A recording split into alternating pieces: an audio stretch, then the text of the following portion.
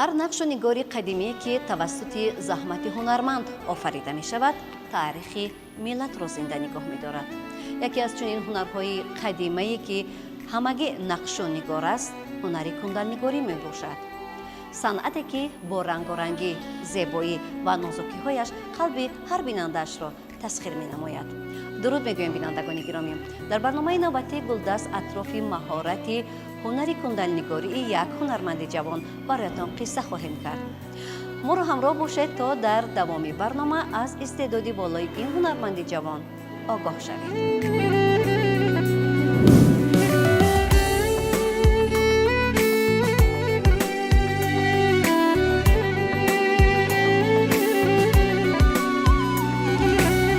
ҳунари кундалнигорӣ аз замонҳои қадим дар сарзамини тоҷикон рушд ёфта. дар бисёр биноҳои таърихӣ намунаҳои ин санъат дида мешавад ки асосан барои зебо гардонидани девор, сақф, сутуну гунбазҳо, хонаҳои миллӣ ва қасрҳо истифода мешуд. ҳунари санъати кундалнигорӣ аз асрҳои миёна рушд намуда, пурра дастрӣ иҷро карда мешавад. ин нишонаи фарҳанг ва завқи зебоипарастии мардуми тоҷикро инъикос менамояд. дар замони имрӯз ҳунари кундал танҳо як санъати қадима набуда, балки ҳамчун мероси гаронбаҳои миллӣ зинда нигоҳ дошта мешавад. ҳунармандони тоҷик мекӯшанд то ин ҳунарро ба насли ҷавон омӯзонанд, то анъанаҳои ниёгон аз байн наравад.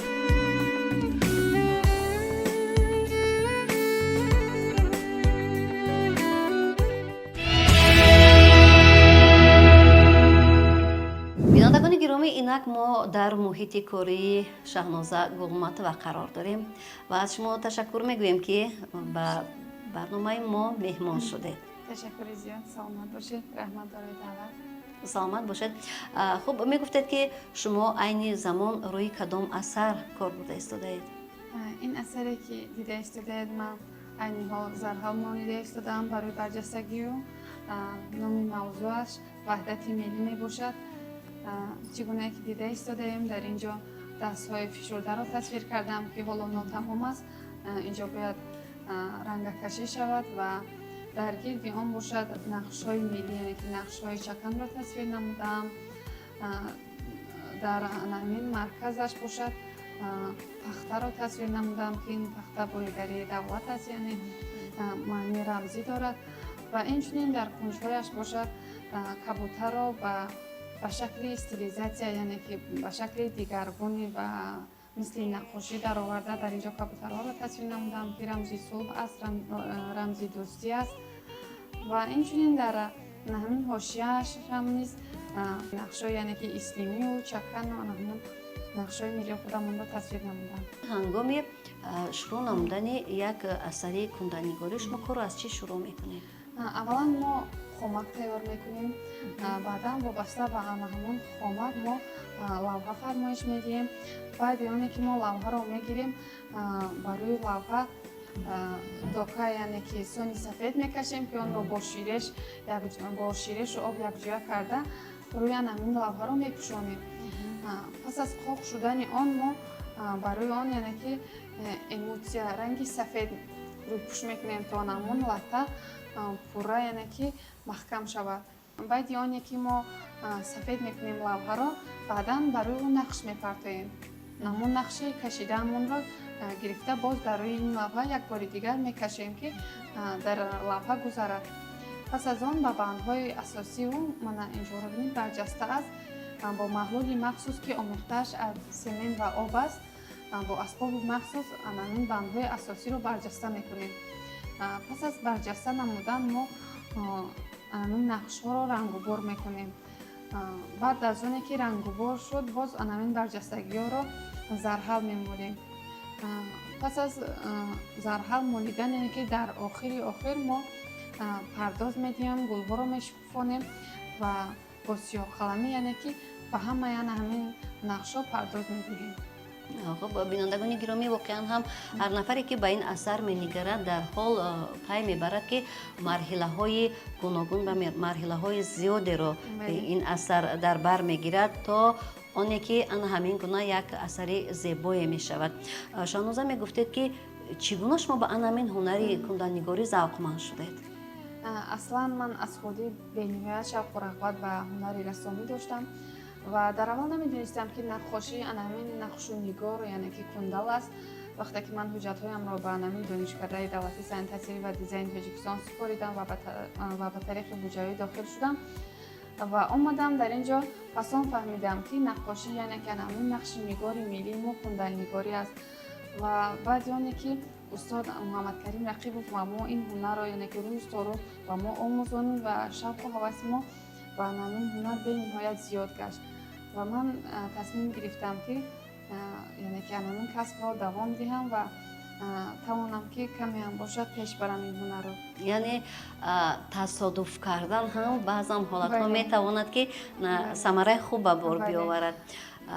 хуб шаҳнозабону аввалин нақше ки офаридед ё ки анамин асаре ки офаридед дар ёд доред ва он чӣ буд? мо аз анамин аз курси якум бале аз курси аввал мо хомакҳо мекашем яъне ки намунаҳои эскиз мекаштем вале каме хом буданд ва устод яъне ки боз ҳам кӯмак мекард. аввалин асаре ки ман тасвир намудам пӯза буд яъне ки гулдон буд номаш ба шакли профессионал набуд вале ки хубтар буд. пӯзаро стилизатсия намудем ба тарзи нақшу нигор пӯза тасвир намудем баъдан яъне ки баъди оне ки дар марказ кундал пӯзаро тасвир намудем дар гирду атрофаш бошад гулҳое ки аз анамон пӯза баромадааст гулҳоро тасвир намудем бо ҳамин нақшу нигори ислимӣ. имрӯз низ он дар хазинаи шумо ҳифз аст ё ин ки не афсӯс мо он асарро дар яъне ки имтиҳони худ гузошта будем ва қоида яъне ки анамин донишкада ҳамин гуна аст ки мо дар имтиҳон яъне ки корҳоро бояд якдонаашро супорем ва он кори маро писанд намуда буданд устодон ва супорида будем. яъне метавон гуфт ки имрӯз он дар хазинаи донишкада ҳифзу нигаҳдорӣ карда мешавад. хуб мегуфтед ки барои омӯхтани ҳунари кундалнигорӣ чӣ қадар вақт зарурат меояд?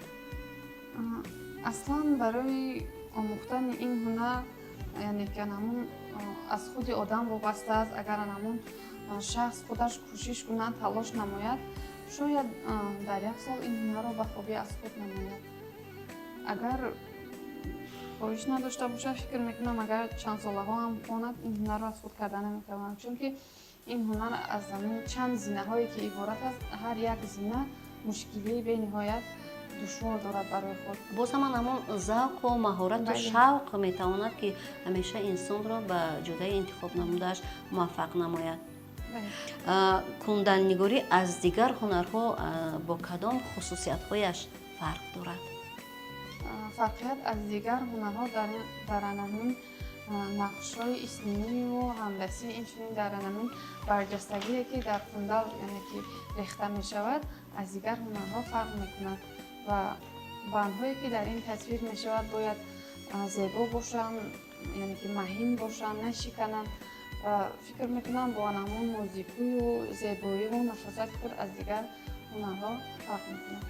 нақшҳое ки шумо дар ҳунари кундалнигорӣ меофаред бештар кадом нақшҳо ҳастанд?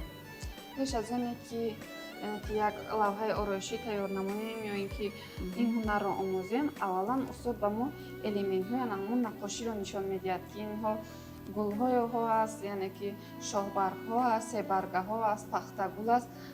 дар аввал мо ҳамаи он элементҳоро меомӯзем ва баъдан ба таври худ яъне ки бо услуби худ онҳоро гирифта каме тағйир дода тасвир менамоем.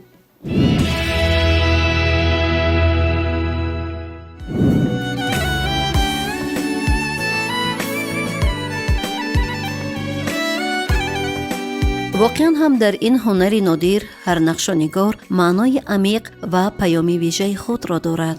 гулҳо, хатҳо, рангҳо дар он на танҳо барои зебоӣ ва ороиш инъикос меёбанд, балки оинаи фарҳанг, ҷаҳонбинӣ, зебоипарастӣ ва андешаҳои пурғановати ниёгонро бозгӯ мекунанд, ки аз насл ба насл ба мерос мондааст. посдоштани чунин ҳунарҳо эҳтиром ба гузашта ва масъулият дар назди ояндагон мебошад.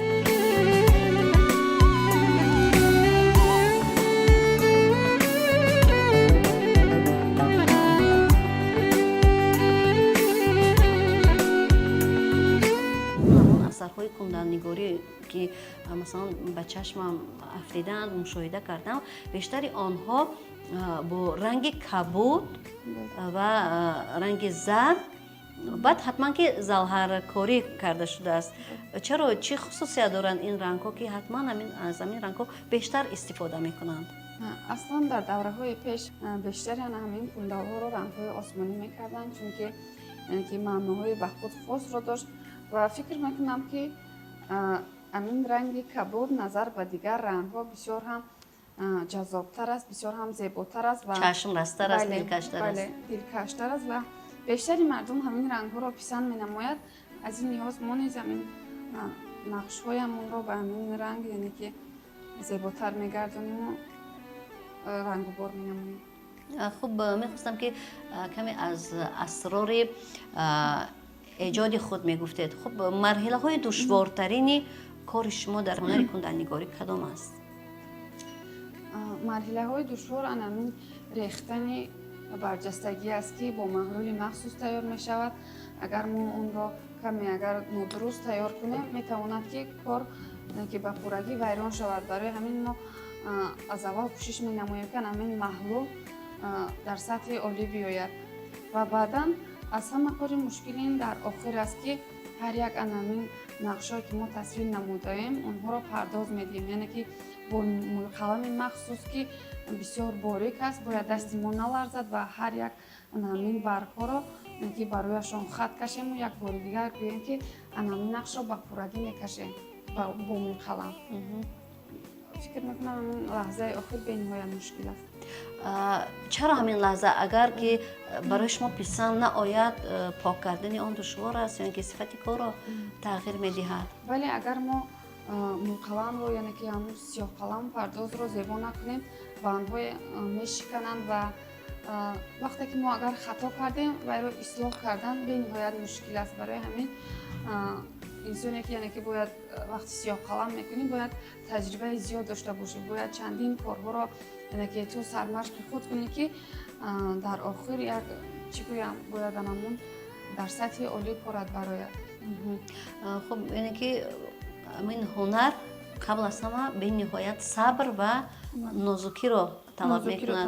ҳамин мешавад ки ҳангоми офаридани асар, масалан ҳангоми кор кардан дар рӯи анамин ҳунар, хуб, аз маҳорати худ, аз тарзи кори худ боз ҳам бештар илҳом бигиред? бале, мо ҳар як коре ки шурӯъ мекунем пеш аз ҳама анамун муҳаббати мо аст ки мо корро шурӯъ мекунем ва вақте ки як ҷоро ранг мекунем чӣ гӯям мисли як эҳсосотӣ мешавӣ ки тез тамомаш кунам ки чӣ хел мешавад ё давомаш чӣ хел мешавад, ин ранг розанам оё зебо мешавад намешавад. ва намун илҳом аст, шавқу шӯр аст ки мо дар анамин кор сабурӣ мекунем ва то охир ба анҷом мерасонем. як чӣ гӯям як асари хубе тавлид меёбад. вақте ки шумо ранг бор медиҳед, вақте ки ранг медиҳед, ранг барои шумо писанд намеояд, яъне ки ба ҳамон чизе ки шумо мехостед мувофиқат намекунад, онро тағйир дода мешавад? бале, агар ранг ба мо писанд наояд, пеш аз оне ки мо мӯйқалам мекунем, масалан метавонем ки боз рангро тағйир диҳем, лекин баъди оне ки мӯйқалам кунем мо дигар наметавонем онро рангро тағйир диҳем, барои он ки мӯйқалам анҷоми кор аст.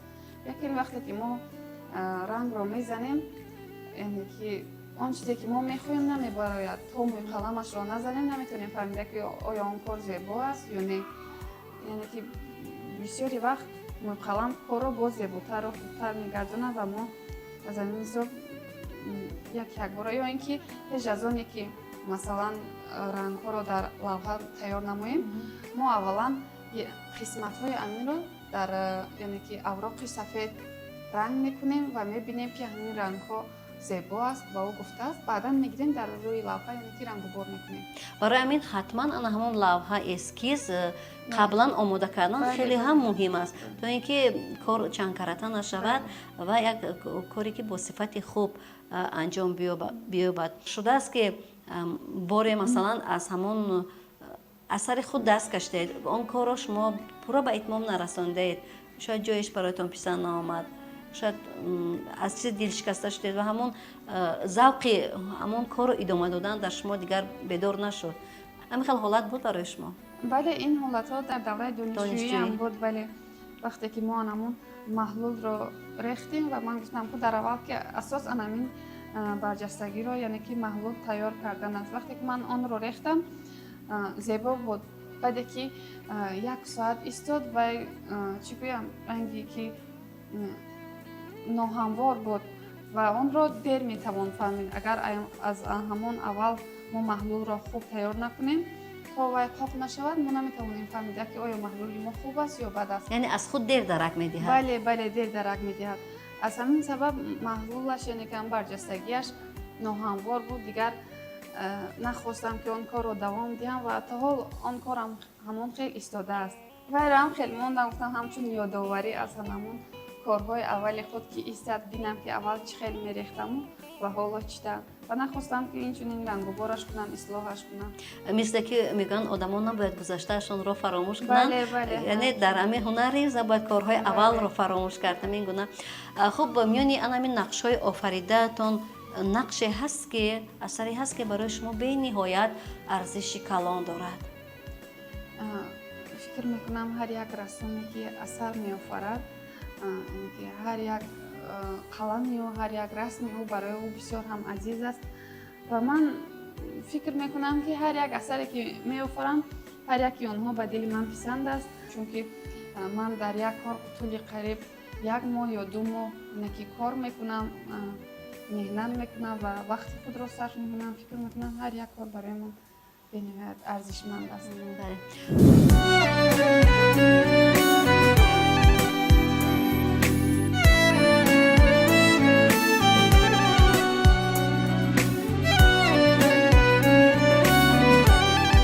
шаҳноза низ рӯзе шогирди ҳамин даргоҳи илму ҳунар буд.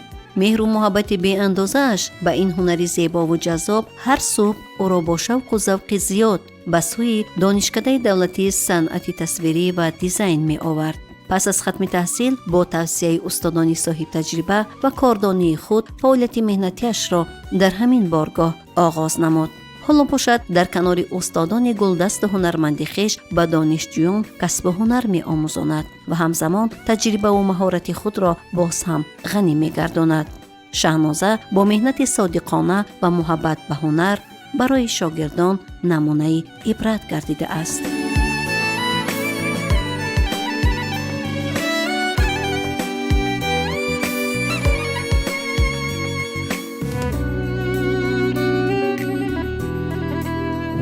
хеле хурсанд ҳастам ки чунин устоди беназир ва беҳамто монанди маълимаи Шаҳноза дорам. вай дар ҷодаи наққошӣ яке аз беҳтарин шогирдҳои рақибов мебошанд. вай ҳамин нозукиҳои наққоширо ҳар чизе ки аз рақибов ёд гирифтааст ва ҳатто дар ин ҷода хело ҳам пешрафт кардааст. ҳар чизе ки медонад тарзи кашидани нақшҳоро ба мо нозукона меомӯзонад ва ҳамин наққоширо бо дараҷаи аъло ба мо мефаҳмонад ва дар беҳтарин омӯзгори мо мебошад. ҳангоме ки мо аз вай дар бораи наққошӣ ягон савол мепурсем, вай хело бо муомилаи хуб бо мо ҳамин нозукиҳоро мефаҳмонад. ҳарчанде ки вай маълимаи ҷавон мебошад, вале мисли маълимаҳои бо таҷрубаи гӯё ки чанд сол дар ин ҷо кор кардааст ва мо хело хуб мефаҳмонад ҳамин наққоширо. ман ҳам орзу дорам ки монанди муаллимаам дар ҳамин ҷодаи наққошӣ ба муваффақиятҳо ноил гашта дар озмунҳо иштирок намоям ва хунданигориро идома диҳам. муаллими Шаҳнозаро хеле хуб дар тӯри 4 сол аст ки мешиносам. чунки заргарӣ ба наққошӣ яъне ки кундаҷезӣ хеле монанд ки ҳастанд нақши нигорашон. ман баъзе корҳое ки мешавад аз муаллими Шаҳноза яъне ки меомӯзам. мебинам ки масалан баъзе корҳои карда истодан, яъне ки аз ҳамин кас ман барои худам як идея мегирам ва аз ин кас як тавсия мегирам ки барои коркарди ман осонтар шавад. аз ҷумла аз заргарӣ ва кундарезӣ ки монанд ки ҳастанд элемент ва нақши нигораш, ман аз муаллимаи азиз яъне ки ҳамин нақши нигорро яъне ки برای خودم میگیرم از همین کس کارهایشان را و شکلی یعنی که سیمگری زرگری یعنی که استفادهش میبرم. برای من هر ایده که توصیه دادن من اون ایده رو مثلا با شکل زرگری یعنی که ساختم، یعنی که با مزاجان من خیلی پسند اومد. ما کوشش میکنیم که با همدیگر یعنی که برای ایجاد کردن یعنی که همکاری نماییم تا اینکه برای مثلا سیاحان بیرونی و داخلی یعنی که کارهای هر دومان رو بر جهانیان یعنی که پیشکش نماییم. اگر از آغاز تأسیس یابی دانشکده سر کنیم، در عموم خود همین نقاشی و کندلنگاری در دوران استقلالیت بسیار رشد یافته است و سهم آموزگاران این بارگاه علم و هنر به حد زیاد هستند. استاد خود گلمند و شهنازه که در پیشرفت نقاشی و کندلنگاری سهم ارزنده گذاشتند، یعنی رقیب محمد کریم تمام همون نازکی‌های نقاشی رو به شاگردانشون، یعنی به گلمند و شهنازه و چندین شاگردانی که این بارگاه رو خلق نمودند یاد دادند، انحنه استاد شاگرد ادامه داده هنر نقاشی کندلنگاری رو به شاگردانشون در سطح گیریم بسیار هم عالی یک رشد و رونق داده یاد دادند و نگفته نماند که گلمند و شهنازه هنر نغز از خود یاد گرفتند و شاگردانشان رو یعنی دانشجوی بخش یکمی خود همون اختصاص نقاشی رو تعلیم و تربیت کرده ایستادند.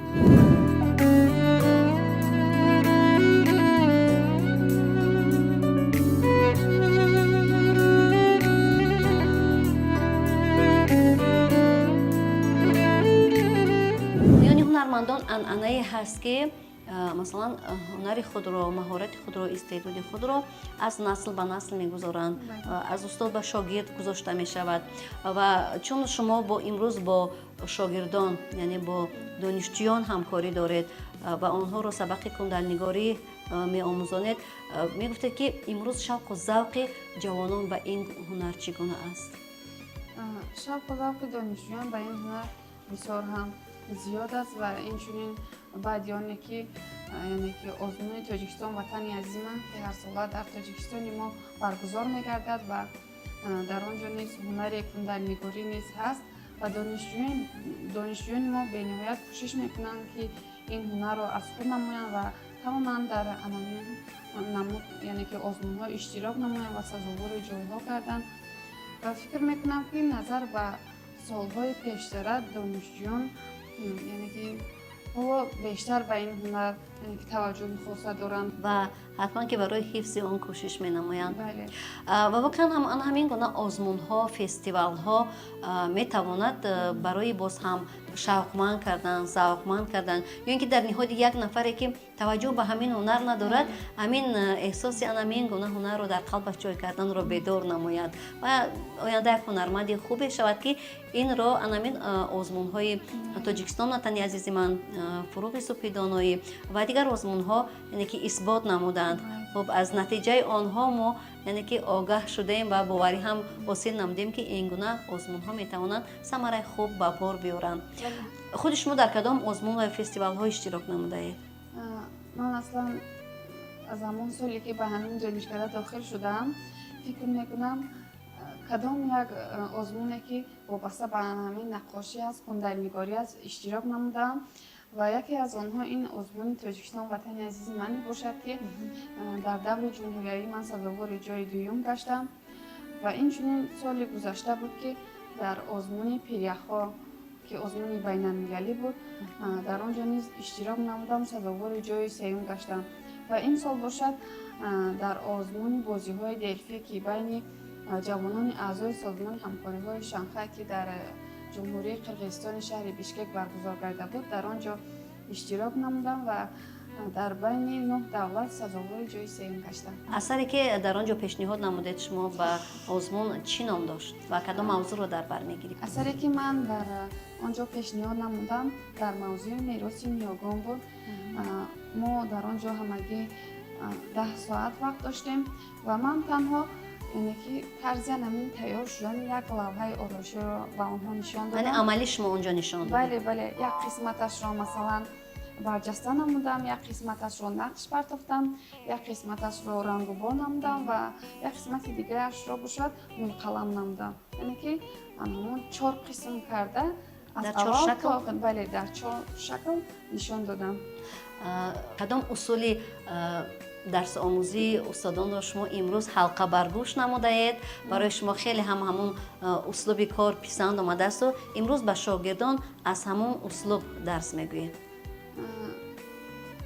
услубе ки бисёр ба ман писанд аст, ин услуби устоди мо Муҳаммадкарим Рақибов мебошанд, ки бениҳоят устодене ки дар ҳамин ҷодаи ҳунар бисёр ҳам пешрафтатар аст ва собиқаи зиёди корӣ дорад. собиқаи зиёди корӣ дорад ва мо ҳар чизе ки омӯхтем аз ҳамон устоди худ омӯхтем. Инчунин ба мо муаллима Пурмат Фамуноҷод низ дарс гуфтааст, ки онҳо нақшҳои геометрӣ тасвир мекунанд ва ман аз ҳамин ду устодони худ ки омӯхтам ва ҳозир бошад ба шакли худ яъне ки асарҳо тасвир мекунам. ва ба шогирдон низ Бале, меомӯзед? ба шогирдон ҳамон таҷрибае ки худ омӯхтам аз ҳамин омӯзгорон ҳамонҳоро бошад ба донишҷӯён меомӯзонам. вақте ки асари худро ба итмом мерасонед, чӣ эҳсосоте шуморо фаро мегирад? вақте ки мо як асарро ба анҷом мерасонем ва ман чӣ гӯям соатҳо мешинам ва о тамошо мекунам ва як ҳаловате мебарам аз кори худ. воқеан ҳам заҳмат мекашед ва мебинед ки як чизи зебое Бале. тавлид шудааст, кас воқеан ҳам аз он ҳаловат мебарад. орзуи калонтарини Шаҳнозабону чӣ бошад? аз ҳама орзуи калонтаринам ин аст ки як намоиши эҷодии худамро ташкил кунам, ки дар он ҷо чандин асарҳои худамро пешниҳод намоям, бо ҳунари худ канамун эҳсосоту зебоипарастиро дар дили мардум яъне ки бедор созам. бисёр хуб. ба андешаи шумо агар ҳамин ҳунари кунданнигорӣ забон медошт ба мардум чӣ мегуфт? Забон. сол ба фикрам бароятон хеле ҳам аҷиб афтод. бале, ба фикри ман агар ҳунари нақошӣ забон медошт ва ӯ мегуфт ки агар ба ман таваҷҷӯҳ кунед накунед, ман бо анамин рангорангии худ, бо анамин зебоиву бо нафосати худ, бо майдакории худ метавонам ки яъне ки диққати шуморо ба худ ҷалб намоям ва дилҳои шуморо бошад тасхир кунам. воқеан ҳаман ҳам гумон мекунам ки агар ҳунари нақошӣ забон медошт ва нидо мекард ба мардум, мегуфт ки эй мардум, ин ҳунарро ба фарзандонатон, ба шогирдонатон биомӯзонед ва онро дар рӯи дару девор ва сақфи бинову хонаҳои худ тасвир намоед ва аз ин зебогӣ, аз ин рангорангӣ ҳам худ ҳаловат бубаред ва ҳам меҳмонҳои шумо ҳаловат бубаранд ва ба ин тарз ин ҳунарро рушд бидиҳед ва ҳифз намоед.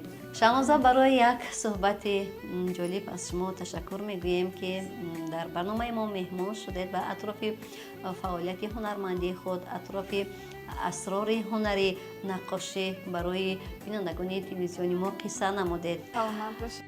бинандагони гиромӣ, ёдовар мешавем, ки меҳмони барномаи мо буданд наққош, кунданнигор Шаҳноза Гулматова. инҷо барномаи мо анҷом меёбад. барномаҳои дигар аз телевизиони сайёҳӣ ва ҳунарҳои мардумӣ идома дорад. хайр.